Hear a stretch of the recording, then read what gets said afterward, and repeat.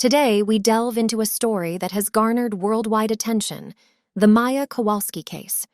This narrative centers around Maya, a young girl diagnosed with complex regional pain syndrome, and her family's relentless pursuit of her right to proper medical treatment.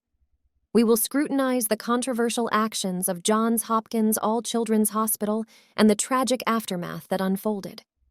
Furthermore, we'll immerse ourselves in the ensuing legal battle as the Kowalski family sought justice for their profound loss.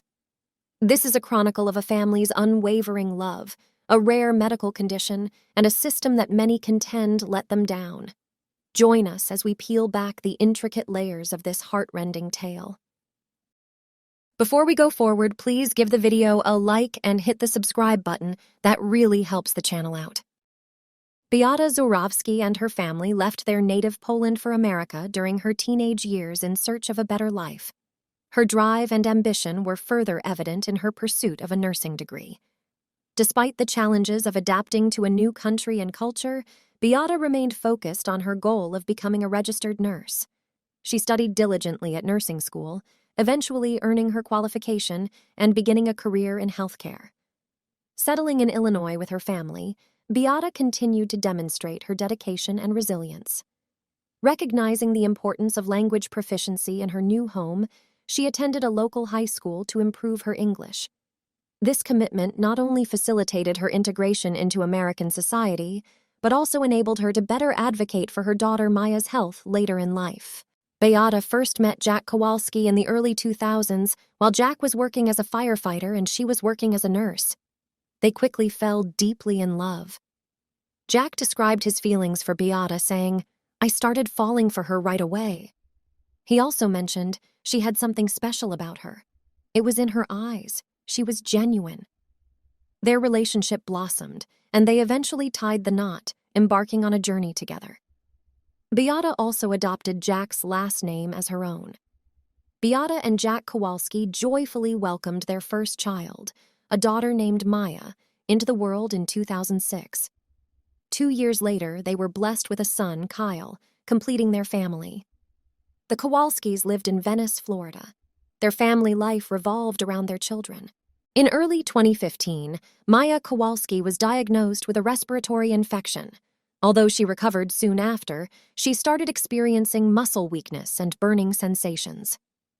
Beata and Jack Kowalski consulted with many medical professionals regarding Maya's condition. Through extensive research, Beata stumbled upon Dr. Anthony Kirkpatrick's clinic. Dr. Kirkpatrick had dealt with many patients suffering from Maya's condition before. The desperate family finally found a diagnosis for Maya at his clinic. Dr. Kirkpatrick officially diagnosed Maya with complex regional pain syndrome, also called CRPS, in September 2015. CRPS is a neuropathic disease generally caused by damage to or malfunction of the central nervous system. Her symptoms began after her respiratory infection, which is common for CRPS. The condition can also stem from dramatic bone fractures. Dr. Kirkpatrick prescribed a series of low-dose ketamine treatments, which Maya said helped, but not enough. Maya's case was so severe that it prompted a more aggressive treatment approach. This involved placing her in a 5-day ketamine coma that would reset her nervous system. The idea behind this treatment was to use a high dose of ketamine, an anesthetic, to essentially reboot the nervous system and alleviate the symptoms of CRPS. However, this treatment is not approved by the Food and Drug Administration in the United States. Therefore, Maya had to travel to Mexico to undergo this procedure. During the treatment, Maya was informed of a 50% chance of death. Despite the risks, she proceeded with the ketamine coma treatment as it was seen as the best chance to improve her condition. After the treatment, Maya reported a notable improvement. In October 2016, during Hurricane Matthew, Maya Kowalski suffered a severe relapse of her CRPS symptoms. She was experiencing intense stomach pain, which her family believed to be a relapse of her CRPS. Her father, Jack Kowalski, took her to the emergency room at Johns Hopkins All-Children's Hospital while Beata was at work. The staff at the hospital were unfamiliar with CRPS and had concerns about the amount of ketamine that Maya had been receiving. After Beata arrived at the hospital, the physicians commented that she was belligerent, demanding, and controlling regarding Maya's treatments. The hospital staff treated Maya, but there was little improvement, and they began to question the validity of Maya's diagnosis. This event marked a significant turning point in the Kowalski family's ordeal. In response to Beata Kowalski's insistence on continuing the ketamine treatment for her daughter Maya, the hospital staff grew suspicious. They perceived Beata's behavior as pushy, which led them to involve a social worker who eventually suggested that Beata might have mental health issues. Dr. Sally Smith was the doctor from Child Protective Services who was called in to evaluate Maya's condition. She is a pediatrician and was the medical director for the Pinellas County Child Protective Services team. Dr. Smith has a reputation in Pinellas County as a leading figure in her field. In October 2016, Dr. Smith was asked to investigate Maya's case after a report was made about the Kowalskis, claiming Beata is believed to have mental issues. After thoroughly investigating Maya's medical records and discovering that Maya had been to about 30 doctors and received a 5-day ketamine coma treatment in Mexico, she deemed the Kowalskis to be doctor shopping and made an assumption of medical abuse. She theorized that Maya's mysterious, unexplainable pain was not real, and formally diagnosed Beata with Munchausen's by proxy, a mental disorder that is often linked to child abuse. Munchausen syndrome by proxy, or MSP, is a psychological disorder where a caregiver, often a mother, seeks attention by exaggerating, fabricating, or inducing symptoms in someone under their care. The person with MSP does not seem to be motivated by a desire for any type of material gain. The caregiver may lie about symptoms, alter tests, falsify medical records, or even induce symptoms through various means such as poisoning, suffocating, starving, and causing infection. This disorder is considered a severe form of child abuse and requires immediate intervention from Child Protective Services and medical personnel. The exact cause of MSP is not known, but researchers are examining the roles of both biological and psychological factors in its development.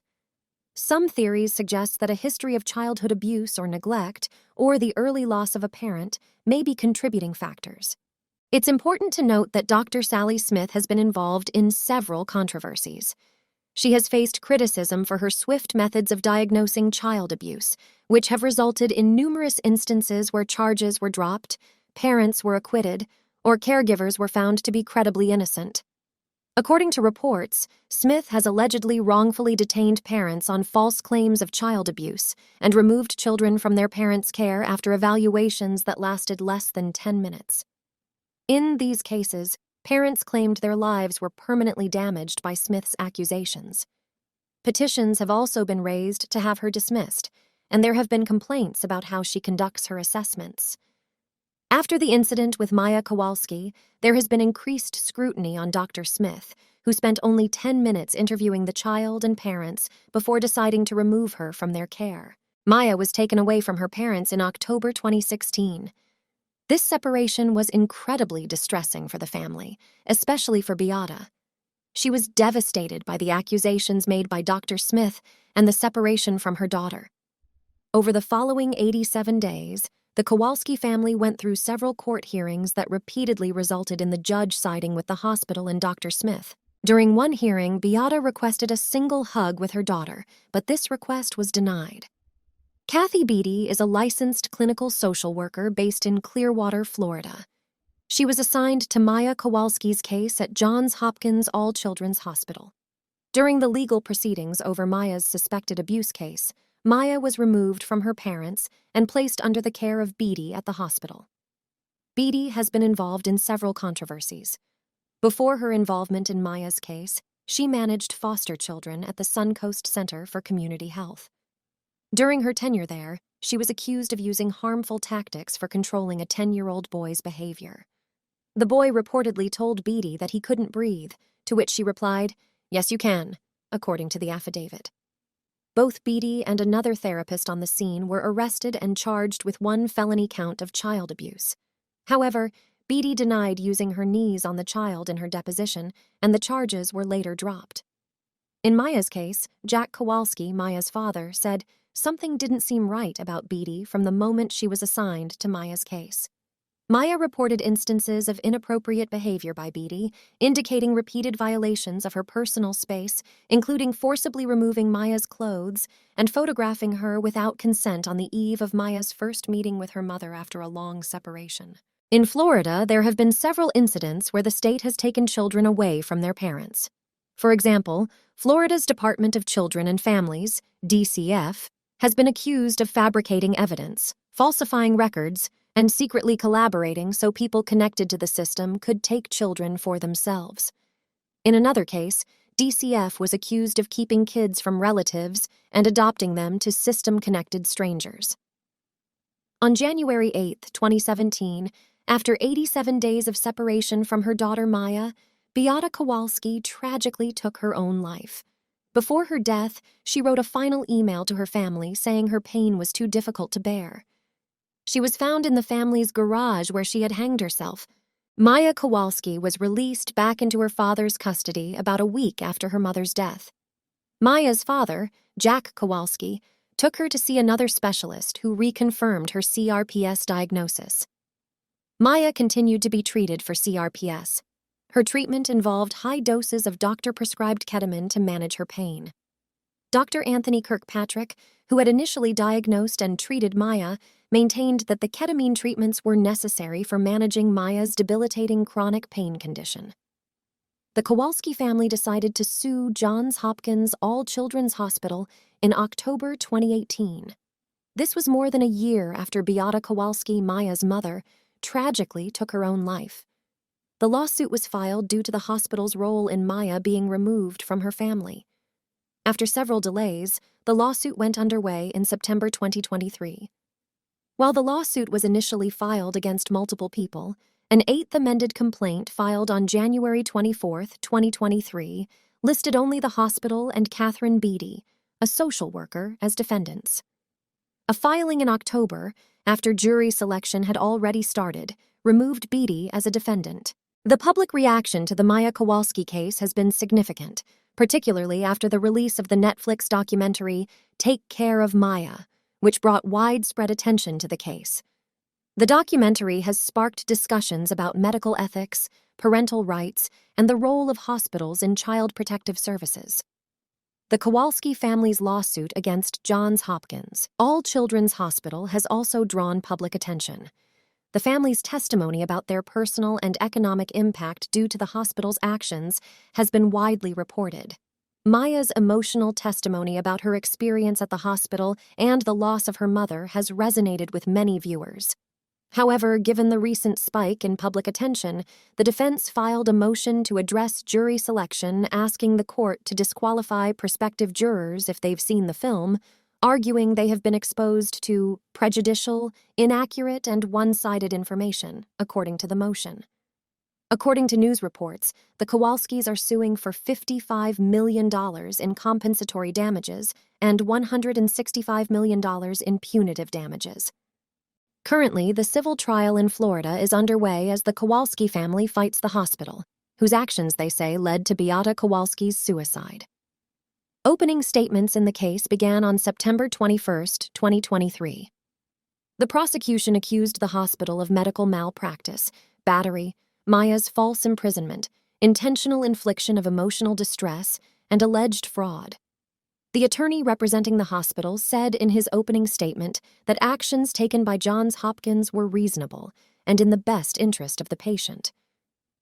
Maya Kowalski took the stand briefly earlier this week, outside the jury's presence, to authenticate a letter she wrote to her family while she was separated from them.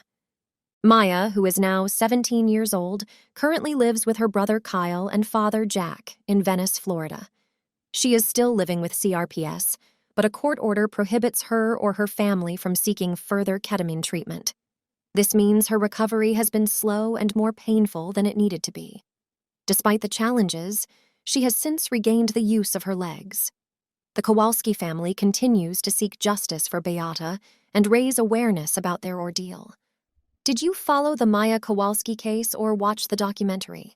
What do you think about the way that the hospital and the state acted? Did you think that they had Maya's best interests at heart? Let me know in the comments below. I would love to hear what you have to say. Till next time, signing off. This has been Christina.